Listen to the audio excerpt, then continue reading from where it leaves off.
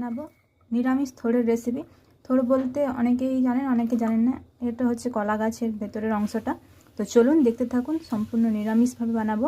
এখানে আমি একটা বড় পরিমাণের আলুও দিয়েছি, সব কিছু ঝুড়ি ঝুড়ি করে কেটে নিয়েছি।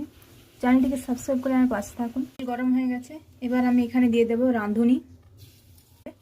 এগুলো একটু বেশি পরিমাণেই লাগবে। হলুদ গুঁড়ো, চেরা কাঁচা লঙ্কা। ভাজা হয়ে গেলে এবার কেটে রাখা থোড় আর আলু দিয়ে দেবো।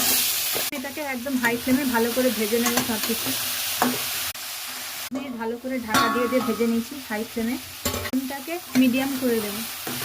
এখানে পরিমাণ মতন লবণ, 2 চামচ জিরে গুঁড়ো দেবো, 4 চামচের 1 চামচ। রাখবেন জিরে গুঁড়োর থেকে ধনে গুঁড়োর পরিমাণটা একটু বেশি হবে। একটু ভালো করে মিশিয়ে নেব। মিশিয়ে কিছুক্ষণ ভেজে নিয়েছি। এবার সামান্য পরিমাণ জল দিয়ে কিছুক্ষণ ফুটিয়ে নেব। এটা এখন একদম কমপ্লিট। Subscribe my channel.